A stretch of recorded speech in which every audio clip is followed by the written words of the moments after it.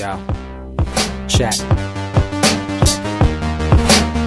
Keep it alive through these lines I write. I keep it live cause I thrive. I might just blow your mind tonight. I'm so hyped, but it's no hype. From this height, it's direct hits on sight. I'm your type, lend me your ears to show you that there's something in me. I'm not giving up, I'm standing right here, holding these days hostage. And I'll make this my year. We turning fear into love, and the love's in the air. I love doing this cause nothing compares. Nothing can share that same type of feeling when you feeling them flares. They can't catch it, it's havoc. I rip to a tear, switch a scenario on stereos, I leave them impaired. Variables start to change and they're all in my range. I just gotta grab it, it's all mathematics. Every step is drastic, I make it fantastic. I'm trying to take your breath away. Asthmatic. This is live through the stereo. Go and let it blow, blow through the stereo. I'ma let them know through the stereo. Yo, here we go through the stereo, stereo. This is live through the stereo. Go and let it blow, blow through the stereo. I'ma let them know through the stereo. Yo, here we go through the stereo, stereo. Yeah, just nod your head with it, so explicit and vivid. Every image is intricate, intimate. I put my all into it, no scrimmage and no rules. I'm a pro tool, hear my heartbeat, beat into the vocals. I'm so loco, lost my mind, oh no. It's Ponderoso, dope, so no overdose, cause it's dope, yo. Man, this is house grown, mixed with some milestones. So I let the style flow down like the Dow Jones, bringing it with some foul tones, letting the crowd know we getting loud, so it's eardrum rudiments. Yeah, we bring it rude again. Move, little hooligan. Music for tuning in, full time to the 10. I'm on my clock like I told you. I'm doing this for dreams we pursuing. Hey everybody, welcome back to the Anti-Media Radio. Once again with your host Nick Burnaby here on UCY.tv. Thank you guys for tuning in and welcome to the show. I'm joined here by my co-host DB Schwartz. How you doing tonight, man?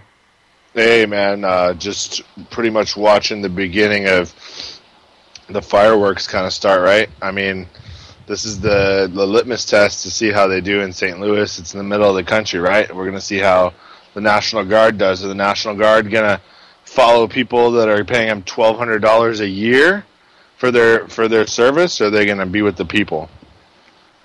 We'll see, man. Yeah, that's the scary thing, and we're going to get into that in depth.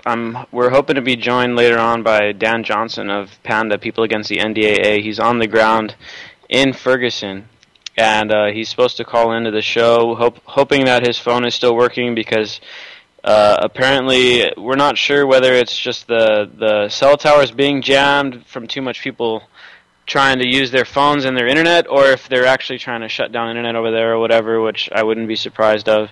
The same thing pretty much happened last night. So we're still going to try to get him on the show. We're hoping that he's able to make it in, but we'll see. We'll see how it goes. But there's some other stuff here that I want to cover before we get into that, because that's probably going to be our main topic of the night, but there is a lot of other stuff going on in the world right now that we do need to touch on at least a little bit before we jump into this Ferguson thing, because there's just so much stuff that we got to really cover everything. Make sure you guys catch us on Monday, Wednesday, and Friday. We have 3 days a week, and me and DB have been talking about going 5 days a week, maybe, right? Yeah, I mean, there's enough things going on now that we can easily pull that, and and I encourage everybody to get involved yourself. Let's pile on. Let's pretty much drown out these guys that are just corporate talking heads that are leading us to ruin, man. If we continue to follow what the media is telling us, if we continue to listen to the government mouthpiece and actually believe that is reality, we're in ruin, dude. Look at our environment. Look at wars. Look at inequality. It's all caused by the media. Stop listening to them and start talking to real people. Yeah, man. This is a perfect example, too. I guess we could touch on this right now before we jump into this other stuff. But the amount of people that are out there in Ferguson live streaming. I was watching Dan Johnson earlier today, and he literally, as he's walking around live streaming in Ferguson, he got 3 other people that were like, oh, what are you up to? He's like, oh, well, you interested in live streaming? Here's how to do it. Download this app, and boom, within 5 minutes, these people are up and rolling. You know what I mean? It's not that hard, and the main thing is, people are worried about being on camera and stuff. Well, it's not a big deal. people aren't expecting a amateur live streamer to be a super professional, reporter or anything like that. Anyone can do it. The main thing is to get all this stuff on video, get the documentation done, get it going. I mean, what is the difference between professionals and amateurs? It's, for the longest time, mostly been about equipment and technology. Yeah, of course, they got college education, some of them. Many of them have no education at all. So it just comes down to, you have a natural talent for, number one, finding the news out and disseminating it from the talking heads, and two, can you analyze it so people can use it in the real world and not be led astray like what's going on right now. And it's perfect, man. As we speak, I'm watching live stream, and it's impressive what's going on. We're really documenting this, and I think it's really, really scaring some important people right now. Yeah, no doubt, man. And we're going to jump knee-deep into this stuff as the show goes on. First, I want to touch on this first story that I have here, which is pretty impressive. 225 Jewish survivors and descendants of survivors of the Holocaust have now sent a letter in condemning Israel for the atrocities that they're committing against the Palestinians and what they're doing right now in Gaza. And I have an excerpt here from the letter that I'm going to read, because it's pretty powerful, man. And it just goes to show that anyone sitting there talking like, oh, well, it's the Jews that are to blame, and the Jews are doing this, and they're doing that, or anyone that says it's the Muslims, or anyone that says anything like that, you have to remember, there's idiots of every race, and there's oligarchs in every government. So whether it's the American government, the Israeli government, the Russian government, the Iranian government, all of them have big-time issues. They all have oligarchs in them. Does that mean that all Iranians are bad? Does that mean that all Muslims are terrorists? Does that mean all the Jews are to blame for bombing Gaza? No. See, that's the problem, that too many people are so quick to just jump to that conclusion that they spread all this racist propaganda and stuff that's completely misled, and it's damaging. It's damaging. It's not good for our relations, because that is exactly what the establishment wants. They want us to jump to these conclusions and blame an entire race, or blame an entire nationality, or blame an entire religion based on the actions of a few idiots. So we can't let that happen. And this letter here is a perfect example of Jewish people that survived the Holocaust. Now remember, a lot of the time when anyone's criticizing the state of Israel, the Zionist government of Israel, people always tend to invoke, as a rebuttal, they want to invoke this whole Holocaust thing and all that. Now this letter right here blows that argument completely out of the water, and I'm going to read this little excerpt here. As Jewish survivors and descendants of survivors of the Nazi genocide, we unequivocally condemn the massacre of Palestinians in Gaza and the ongoing occupation and colonization of historic Palestine. We further condemn the United States for providing Israel with the funding to carry out the attack, and Western states more generally for using their diplomatic muscle to protect Israel from condemnation. Genocide begins with the silence of the world. We are alarmed by the extreme racist dehumanization of Palestinians in Israeli society, which has reached a fever pitch. In Israel, politicians and pundits in the Time of Israel and the Jerusalem Post have called openly for genocide of Palestinians, and right-wing Israelis are adopting neo-Nazi insignia. Furthermore, we are disgusted and outraged by Elie Wiesel's abuse of our history in these pages to promote blatant falsehoods used to justify the unjustifiable. Israel's wholesale effort to destroy Gaza and the murder of nearly 2,000 Palestinians, including many hundreds of children. Nothing can justify bombing UN shelters, homes, hospitals, and universities. Nothing can justify depriving people of electricity and water. We must raise our collective voices and use our collective power to bring about an end to all forms of racism, including the ongoing genocide of the Palestinian people. We call for an immediate end to the siege against and the blockade of Gaza. We call for full economic, cultural, and academic boycott of Israel. Never again must mean never again for anyone. And then it's signed, the survivors. Yeah, I mean, it's the only thing that would make them listen would be money. That's the only thing. If we cut our aid to them, if we kind of blacklisted any corporate dealings with them and it made it hurt and real demand. But you know what? Of course, that's not the goal. I mean, this letter points out perfectly that they serve a purpose. To try to pretend they don't, basically serve as our shield over there in the Middle East and keep our oil interests secured by being kind of like the whipping boy in a sense. They get attacked and we can kind of go about business as usual. So to change our relationship with them would be to change our entire geopolitical dynamic, including getting off oil, and then we couldn't stranglehold the world's energy. So you have to understand that's the long-term thing, and that's why things aren't going to change. If we all stopped using oil, that would be a really good start, though, and I think that's kind of starting right now. Exactly, man. And you know, one of the big things is that this letter was mentioning was this ad buy that this Ellie Weisel or whatever their name is purchased in all these big New York Times, The Guardian, all these big newspapers. They bought a big ad placement, and it basically invoked the Holocaust. And that they're basically saying here, don't misrepresent our history. Don't try to make excuses for the bombing of Gaza by trying to pull this card that, it happened to us, so we got to prevent it again. Yeah, we do got to prevent it. But unfortunately, the state of Israel is one of the countries right now that is perpetuating this kind of thinking, where they are doing horrible things to people just because they are a certain race, and they're trying to purge the Palestinians out of Palestine, And what do you think's happening in Ferguson? It's class warfare worldwide, and there's connotations at the very tops of leadership everywhere. And if there's a middle class that's dwindling now, there's going to be a line drawn in the sand, and I'm watching this stuff right now, Nick, as we're talking. I mean, they're pulling out the MRAP, and they got the big guns out there, and there's journalists galore out there, and it's not going to deter these guys. And are we going to allow that? Are we going to take it? Are people from communities around Ferguson going to sit there? Because if it's there, it's not going to stop. It's just going to spread.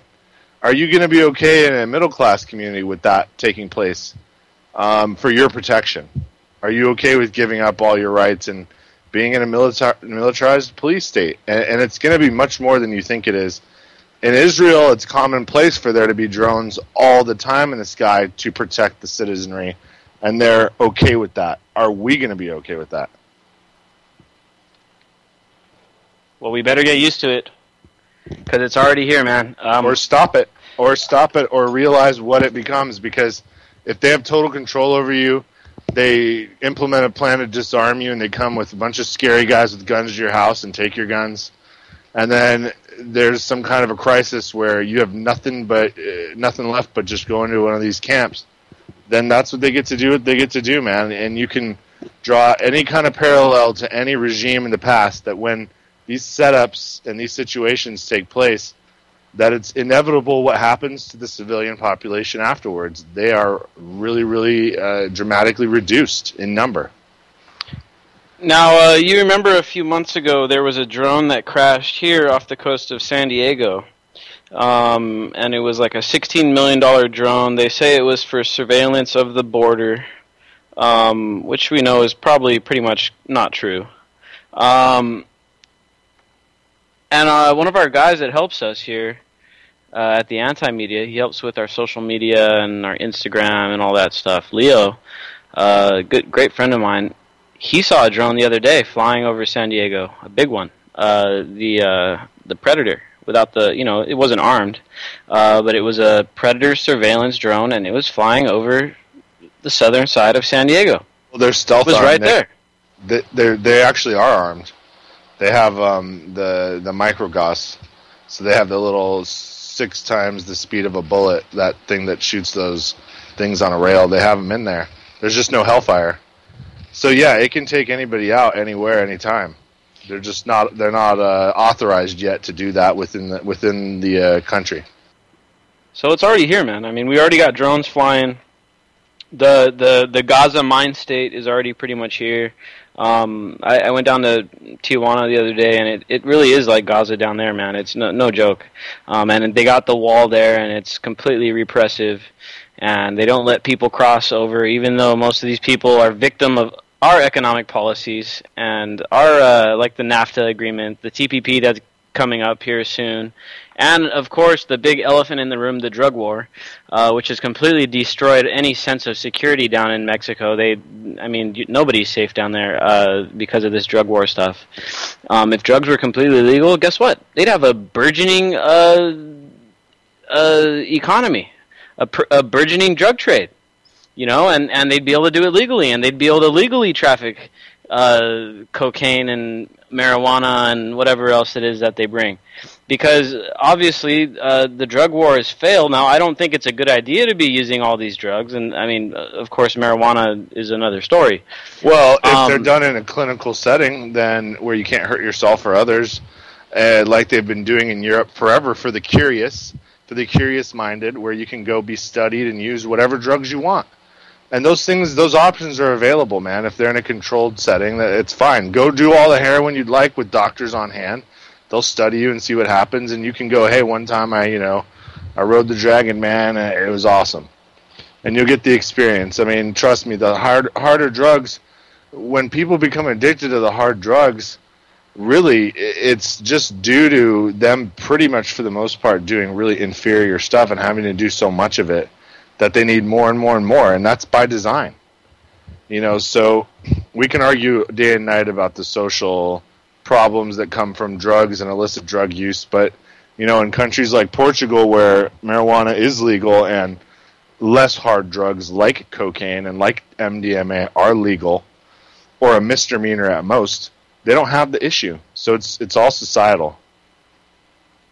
All right, I think we may have been getting a call in from Dan, but I'm not sure because I think we may have missed the connection here.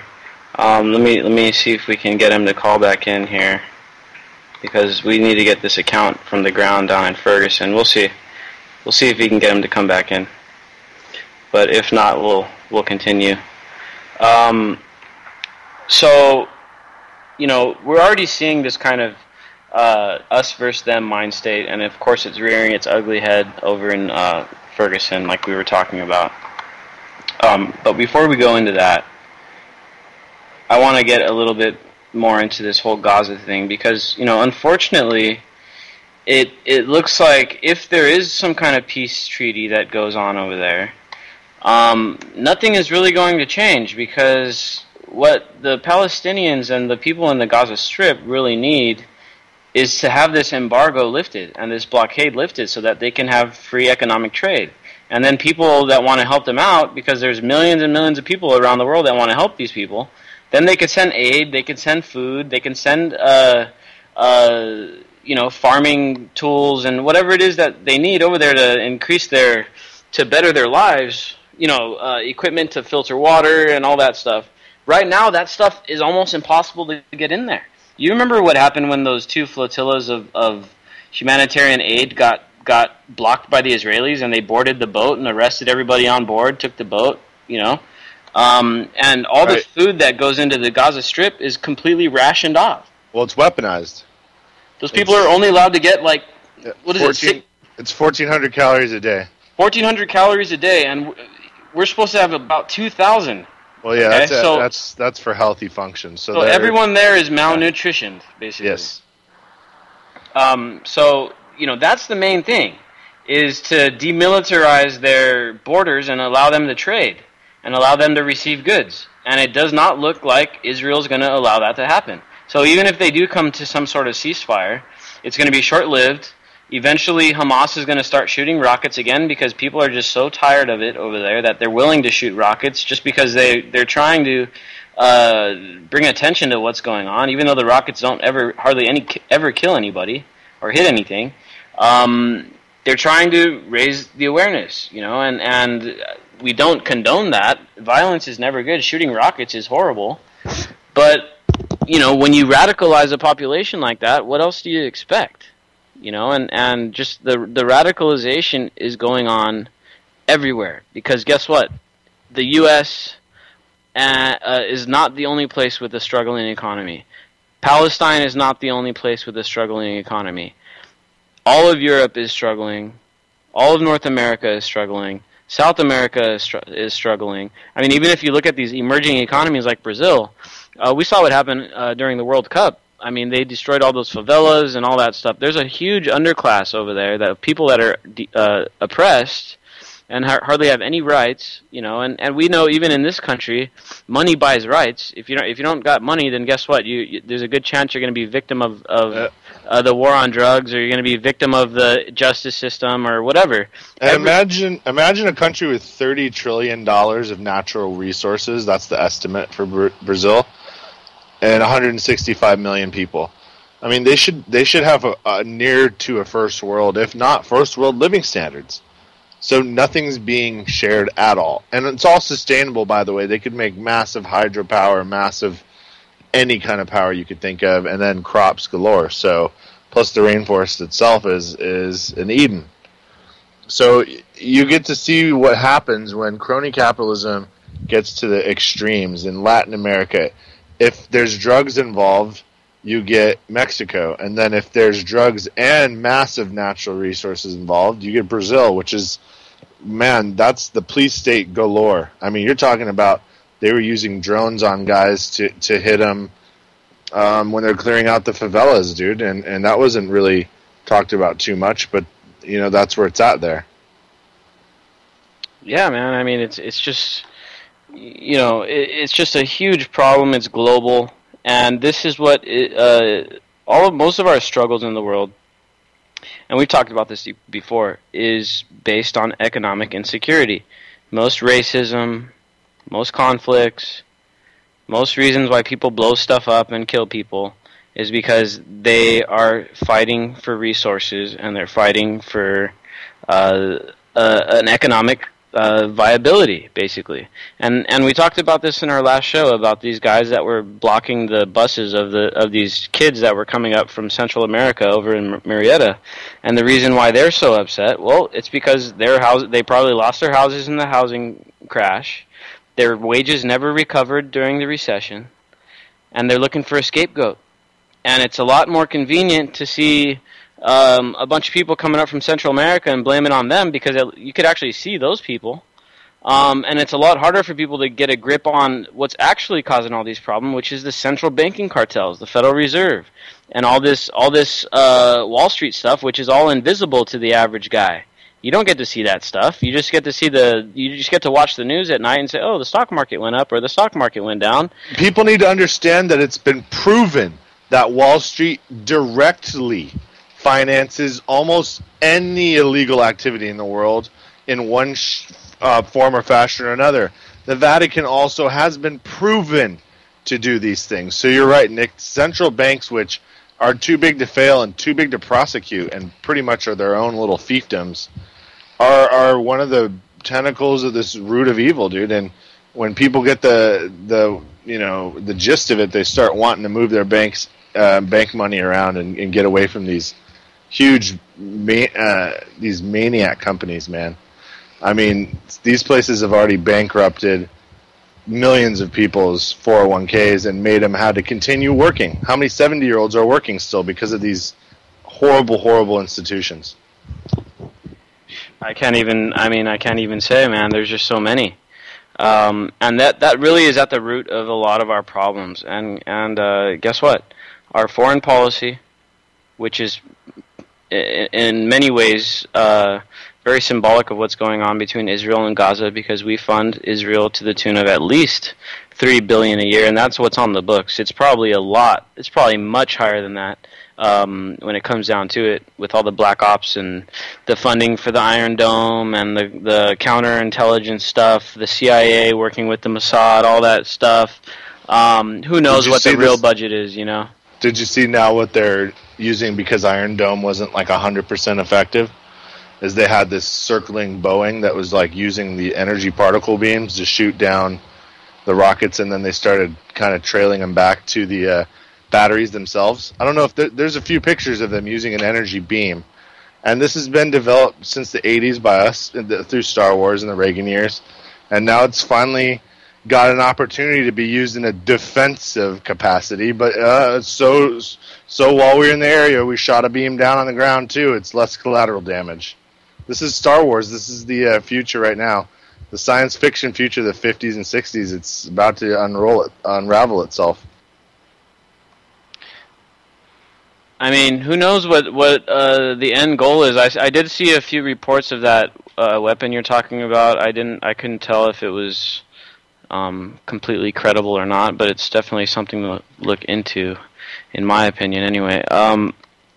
But this kind of rolls us right into what's going on now over in Iraq, and this is one thing that we can't forget about. And I just want to touch on this here before we jump into this Ferguson stuff head first. What is going on in Iraq? I guess we can say we got lied to. First of all, the government sat there and lied to us and said that they were going to go first for humanitarian purposes to rescue these guys on this mountain, which is kind of somewhat of a noble cause and all that stuff, but that was a complete lie. In fact, when the Americans finally did get on that mountain, looks like there's not as many people up here as we thought there were. Oops. And I mean, that literally was on the front page of Washington Post a few days ago. I couldn't believe it. I was just like, wow, okay. And nobody in the media is calling them on it, of course. Secondly, if you look at where the locations were of U.S. airstrikes, they were in Erbil, which is, guess what? The oil hub of the Kurdish area. And how much oil does the Kurdish area have? If Kurdistan were to break off away from Iraq, they'd be the 9th largest oil producer in the world. Okay, so first of all, let's get our facts straight. We're not there for humanitarian purposes. We're there to protect the oil.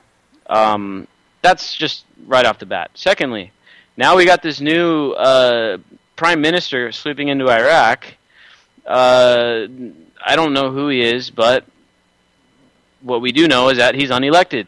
He's a bureaucrat. He's hand-chosen by us, obviously, and whoever else has chips on the board over there. They say, okay, yeah, let's take this guy. He's in no way representative of the people. He hasn't been elected. He hasn't been voted for. He's handpicked. He was part of the former prime minister's cabinet, which means that he wasn't elected in the first place. So this guy is basically who knows what.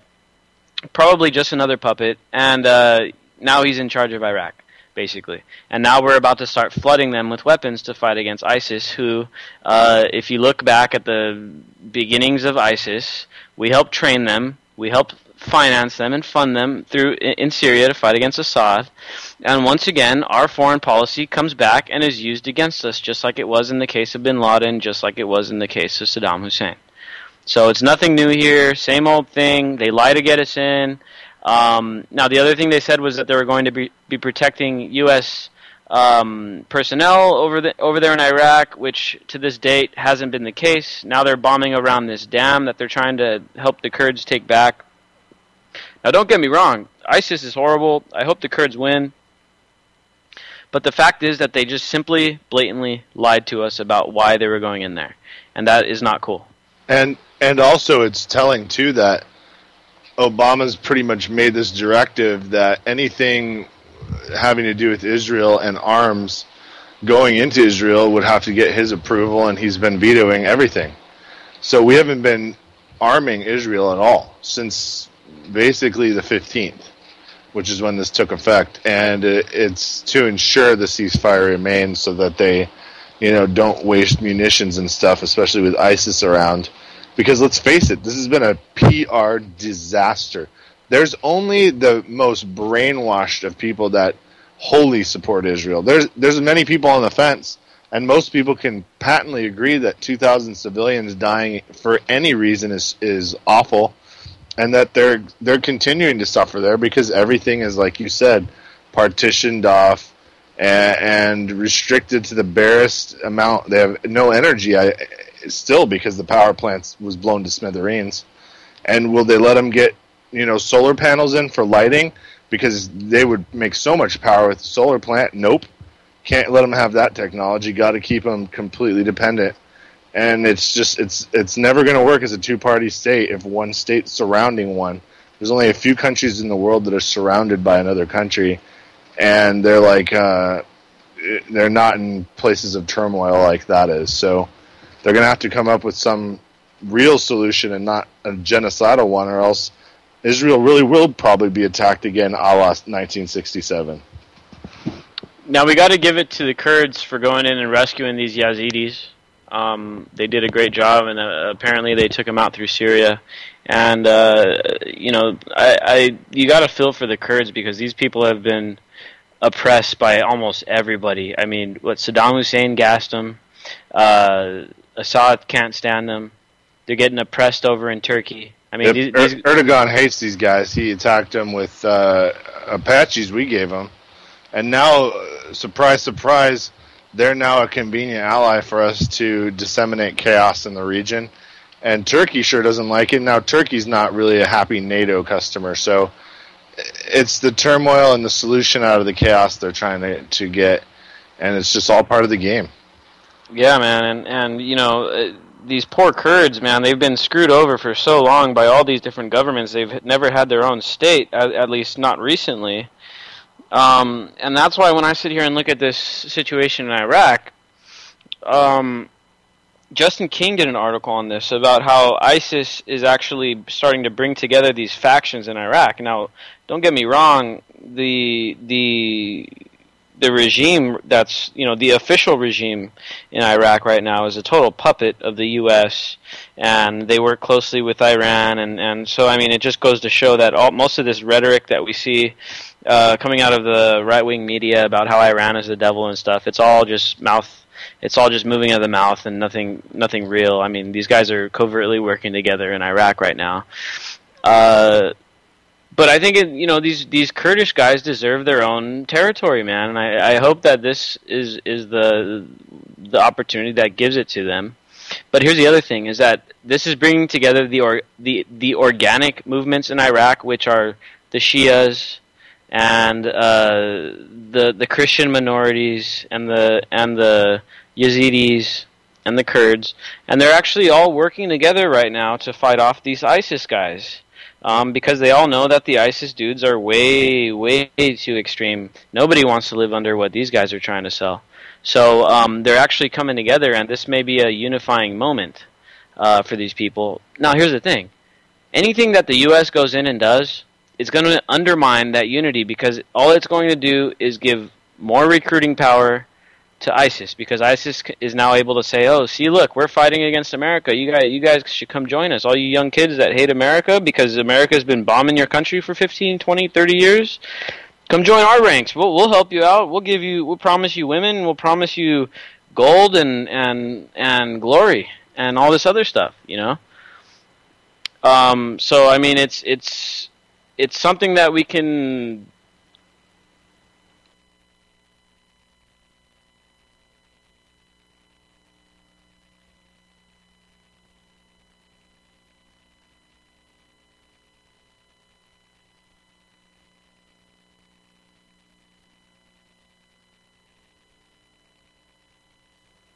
Hey, you there, man? Hold on, I'm having... Yep, no problem.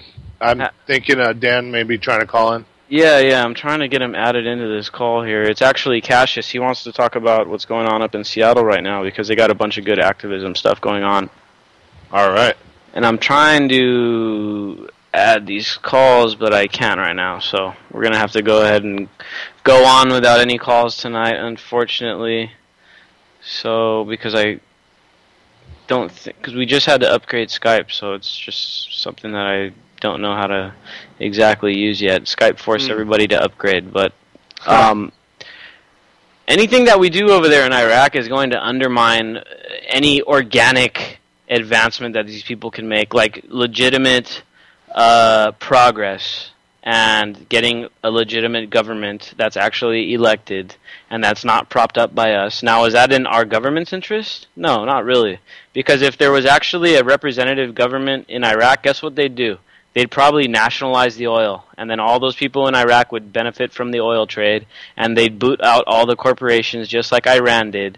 And that's why for so long we propped up Saddam Hussein until Saddam Hussein started playing around with our oil, and then we kicked him out, killed him, and then we put in this new government. You know, and so that's not going to fly.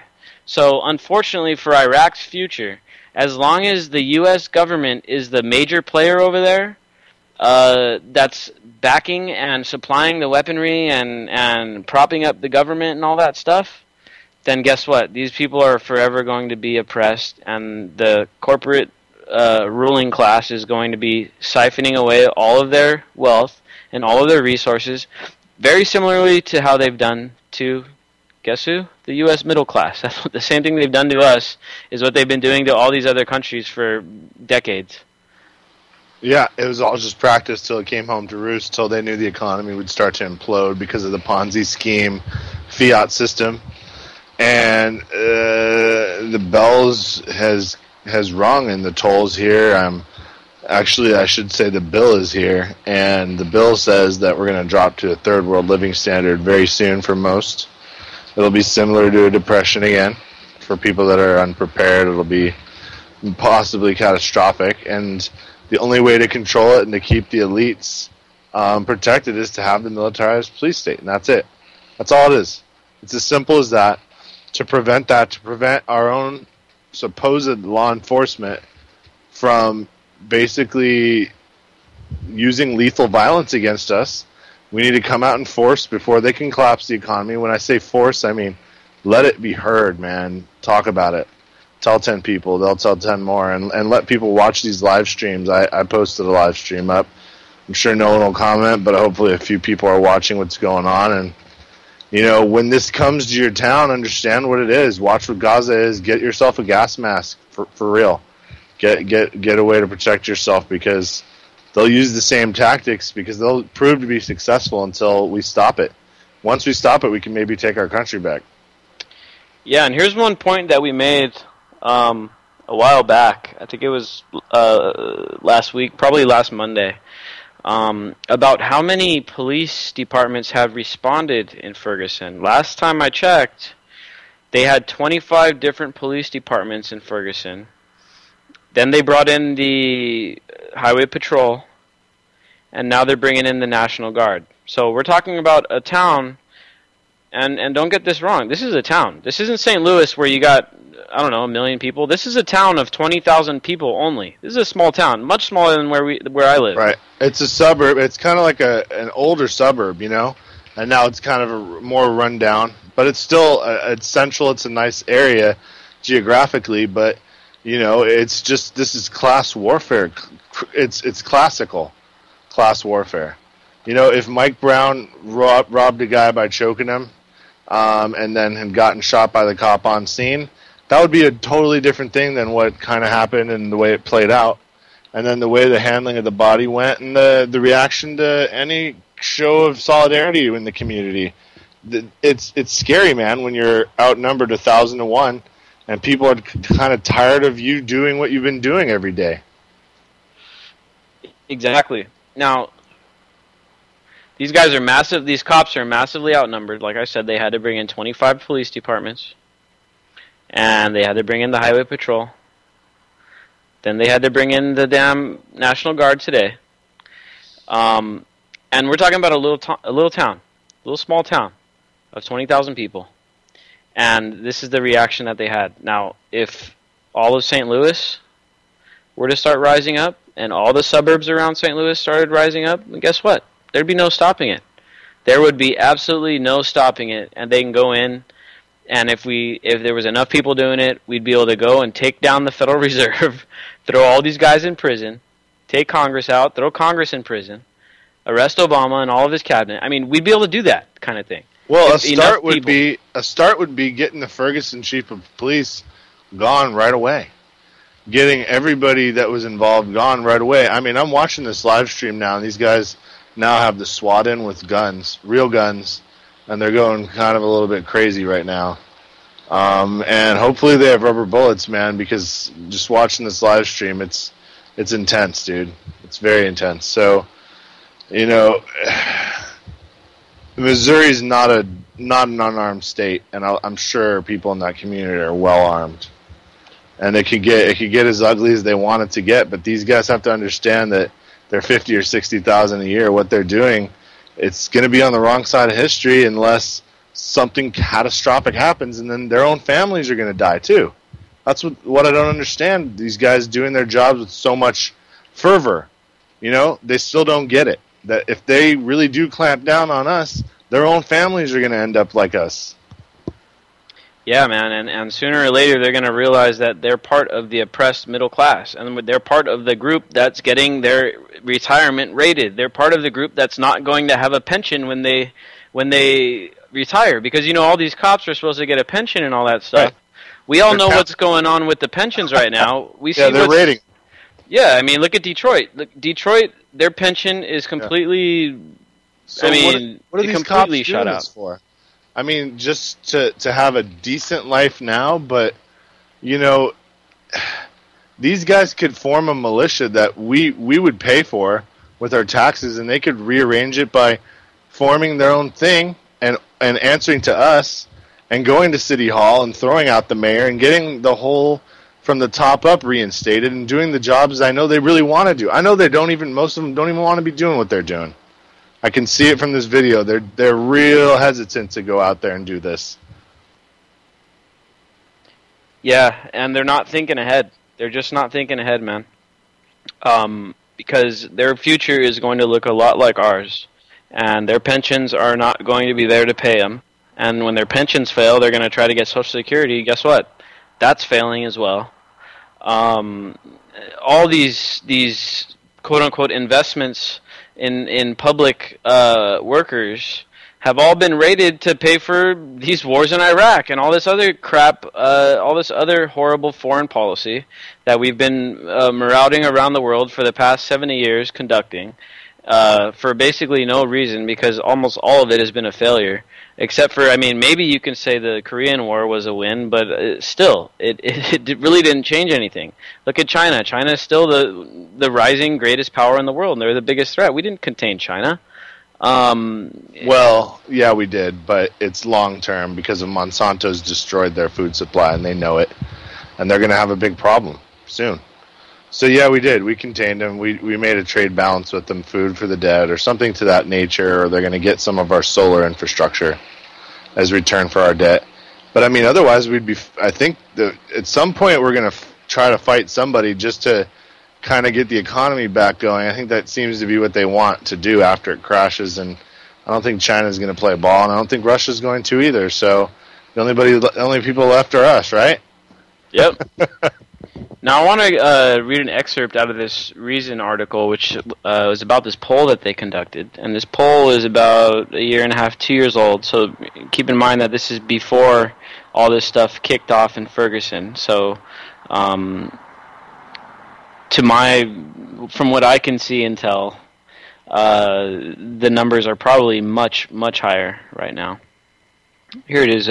Americans, it seems, have had enough of police militarization, with the latest Reason Roop poll finding a full 58% of respondents believing that the use of drones, military weapons, and armored vehicles by local police department is already going too far. That includes a full 60% of both Democrats and Tea Party Republicans. Opposition is under 50% among non-Tea Party Republicans. So this poll doesn't even mention the fact that young people are probably about 90% against police militarization, and independents are probably about 75% against militarization. And keep in mind, this is a 1.5 years, 2-year-old poll. Now, 1.5 years, 2 years ago, I had just become an admin of Cop Block Facebook page, and we had about 35,000 fans, and that number is up to about 1 million at this point. So the numbers are surging. And now with this stuff going on in Ferguson, last week there was like 3 days in a row where police state, the hashtag police state was actually trending. I mean, people are talking about this at an unprecedented rate. And this to me is positive news. And I'd like to see a new poll on police militarization, because now the opposition is probably well over 60%. It's probably up to 70 by now, maybe even higher. So the people already understand that this is not working out. We do not want police militarization. Our journalist at the Anti-Media, Justin King, wrote a few exposés on the MRAP that this small local town in Florida got, rural Florida, where there's basically zero crime. And this sheriff got an MRAP and all this other stuff. And a bunch of people in the community were outraged. And they did a local poll.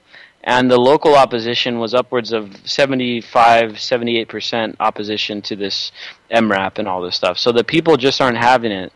But it is a symptom of the larger problem of the oligarchy that we live in, because guess what? It doesn't matter if 60% of both Democrats and Tea Partiers and even 50% of Republicans are opposed to it. None of that even matters to these politicians because they don't listen to us. That's exactly what that Stanford study was about. The politicians do not listen to us. We are in an oligarchy. The money talks, and everything else is all bullshit for these people. Well, we got to make recalls prevalent. We got to start bringing them in right away, and we got to air dirty laundry, and it's got to be done in a way that's kind of almost passé, because a lot of people don't want to be bothered with politics, but you got to make it easy. Like in Italy, what they'll do, and it's worked forever, although they're corrupt in their own way, is everybody's involved in the scandals, and then people vote them out. And here we turn a blind eye for whatever reason. Why? Is it too hard to get a recall going? It just needs to happen. When they do something we don't want, just boot them out and get a guy in that'll overturn that and then put something in we want. And we have to be vigilant about it, and I know that's tough. But when will it be at a point when people realize their life's becoming worse and they're working harder because of people making decisions for them that don't care about them? That's what it really boils down to. Yeah, man. And, this stuff that's going on in Ferguson, one of the things that was truly, truly disturbing to me is how the press is being treated. The press is being treated like absolute shit in Ferguson. There was a video that went viral, came out, 3 or 4 days ago, how there was some Al Jazeera journalists there on the ground with all their equipment set up, getting ready to do a report, and the cops over there just started firing. At first they started firing rubber bullets at them, and they're dodging rubber bullets. One guy got hit, and then they fire the tear gas. And these guys are sitting there with a $50,000 camera, a bunch of equipment, getting ready to do a report, and then the tear gas comes in. And you see the guy, one of the guys that was one of their, helpers that was setting up the camera. He tried to stand there and try to, kind of like brush off the fact that the smoke grenade or the tear gas was going off right next to him. And then it hits him, and he's like, oh, shit! And you see him just cover his mouth with his shirt and go running, because that stuff is no joke. Right. That's chemical warfare, right? I mean, that is technically a chemical weapon, right. And that's what that is. And there's been, I don't know how many journalists arrested, and then this video broke last night about a cop, and I was going to play the audio today, but I didn't have enough time to pull it up. But this cop basically threatened this guy that he was going to shoot him in the face with his gun if he didn't turn off his light, because he had a light on because he was going to do a report. And he told him, if you don't shut that off, I'm going to shoot you in the face with this thing. And he pointed his gun at him, right in his head. You know what I mean? And it's just something that's so terrifying, and it's telling that we're getting so close to this full-on police state. And I got this quote here from William E. Bora that I want to read, and basically it goes like this: "Without an unfettered press, without liberty of speech, all of the outward forms and structures of free institutions are a sham, a pretense, the sheerest mockery. If the press is not free, if speech is not independent and untrammeled, if the mind is shackled or made impotent through fear, it makes no difference under what form of government you live. You are a subject and not a citizen." And it makes perfect sense, because all this stuff that they're doing to these journalists, I don't think it's by accident. I think that they're trying to send a message, and they're trying to say, hey, mother effers, don't get in our way. This isn't here for you guys to be reporting on. This is here for us to be trampling on these people's rights. And it's like these cops are getting a thrill out of this, man. You should have heard this guy on this video. I wish I could play it. The other thing was the audio was like really mashed up. It was really not very clear. It was hard to understand what he was saying. But the guy sounded like he was just drunk on power. He sounded like he was drunk on power, man. And it was absolutely horrifying that he would point a gun at a guy's face and say, hey, turn that light off, I'm going to blast you in the face with this thing. And what they're doing is a chilling effect. And it's just like what Edward Snowden talked about about all this NSA stuff and how the NSA is putting a dragnet down and collecting all of our communications. It's a chilling effect. It may not be the straight up effect. Okay, yeah, you got my selfies. Okay, whatever. That's not the big deal.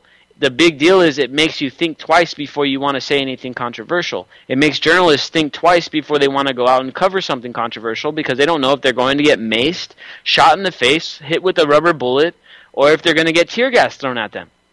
And it's this chilling effect that is the precursor to these guys really putting the clamp down, and it's the same thing that they did in Nazi Germany.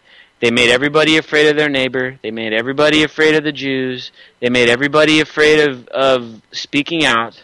Except guess what it's doing to the people that hadn't grown up on television, like me and you, and everyone younger.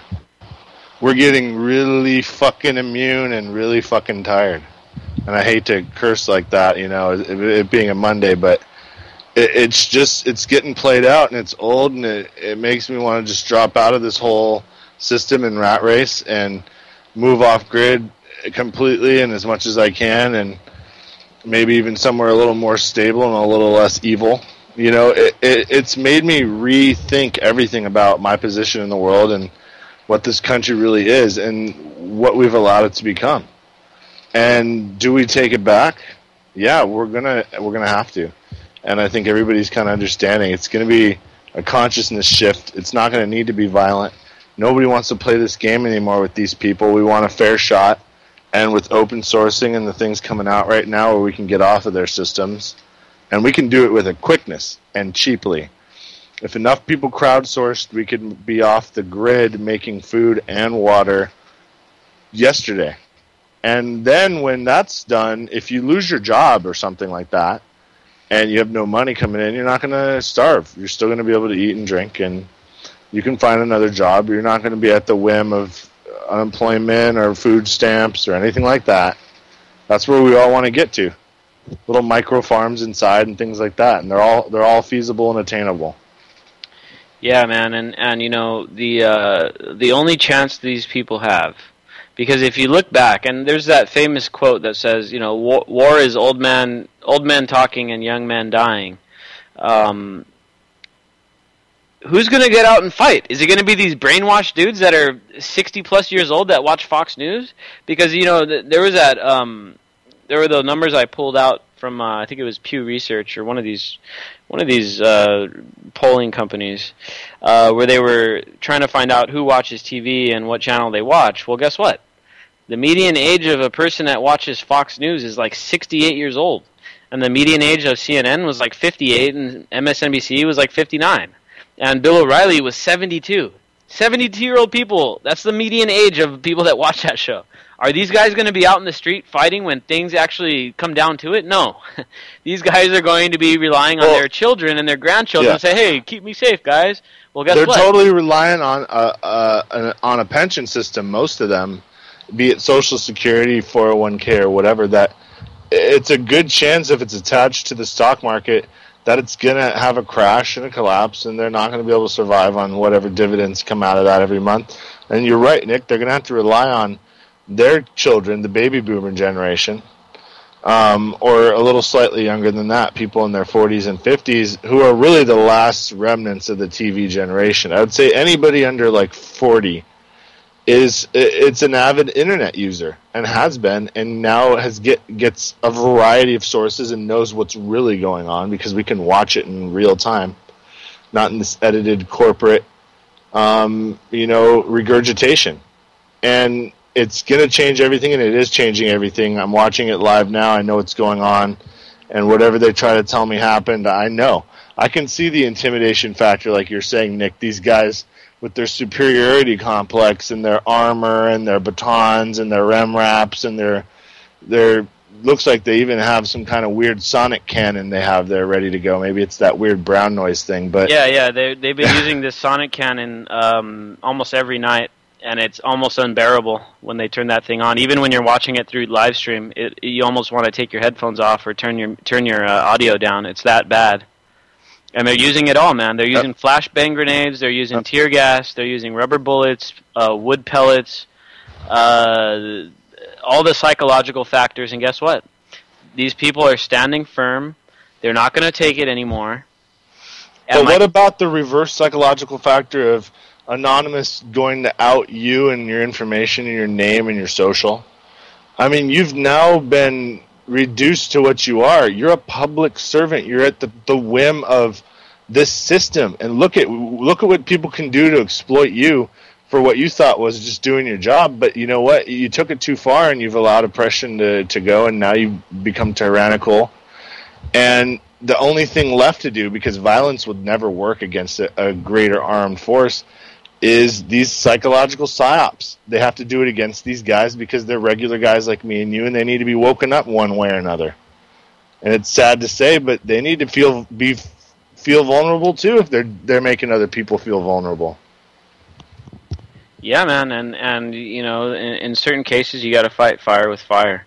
But the thing that has been very, very optimistic for me is the preemptive rioting, which basically is the next sign of the writing on the wall that is saying people are absolutely fed up with this shit. They're done with this system, right? B, the citizen media factor, where all these dudes are jumping on Livestream, they're jumping on Vine, they're jumping on Twitter, they're jumping on Facebook, and they're posting out what's actually happening. That's key, because then that takes out the whole corporate media factor on this thing, because then they can't spin it, because all they have is this raw video, and they can't spin it to their... Yeah, they try. Of course, Fox News is trying to. Fox News is trying to paint Mike Brown as some kind of thug. And yeah, it's working in those 68-year-old people that watch Fox News, but that's fine. That's a small portion of the population. They're completely ineffective. They don't have any kind of networking ability. They don't have any kind of quote-unquote reach. And when it comes down to it, the 68-year-old dudes aren't going to get off their asses and go fight in the streets when it comes down to it. So I'm not worried about Fox News and their propaganda, because it's all for the old people that don't do shit anymore. You know, and like you said, they're all pensioners, or they're living with their kids, and their kids know what the hell's going on. Their grandkids sure as hell know what's going on. A lot of their grandkids are probably listening to this show right now. So I'm not worried about that so much, because now I see what's going on over there, and the citizen media is gone up to the next level through this Ferguson thing. The awareness of the police state has gone up to the next level in this Ferguson thing, and the numbers are going to be astonishingly high after this. And after this, I can see a bunch of communities getting rid of their MRAPs after seeing what's going on over here. So those things have left me very, very optimistic. The preemptive rioting basically means that people are so tired of what's going on, they're not even waiting for the verdict anymore. I mean, if you look back and if you look at what happened with the Rodney King riots, it was after the cops got acquitted, even though they blatantly beat the hell out of the guy. And that was one of the first instances of citizen journalism being used for police accountability. If you remember, that's one of the first times that police ever got caught on camera beating somebody. And that was very, very bad back then. Back then, they waited for the verdict. And when the verdict came in and the cops got acquitted, then they were like, oh, hell no, they went too far this time. But here in Ferguson, what we're seeing is a preemptive rioting, preemptive civil unrest, which means that we've now gone to the next level. We are now at the point where we're not even going to wait around to see the proof of these guys doing wrong. They've been doing wrong for so damn long that we're going to preemptively say, hell no, we've had enough. We're tuning out the corporate media that's always 4 days behind, and we're listening to the analysis of individuals that are independent of what we have available, which is just as good as anything that corporate media can do now, because there's more people on the ground, more people posting, and we get the same access. So people had it figured out 4 days before anybody broke this story, and then they had to backtrack and try to figure out, oh, he was this robbery suspect, and we can maybe portray him as it was too late, though. It was way too late. They didn't release the guy's name, and they let another guy kind of hang out to dry that got, implicated. So they dropped the ball, man, and this is what happened. Exactly, man, and the witness accounts seem to corroborate what's going on with the autopsy, the independent autopsy. Thank you guys for tuning in. Make sure you catch us on Wednesday. Stay vigilant. Keep the TV off, man. Stay on the internet. Stay on Twitter and live stream, and keep an eye on what's going on over there. And get involved in your community. Join the action. Join the protest. Here we go. You got Through the stereo.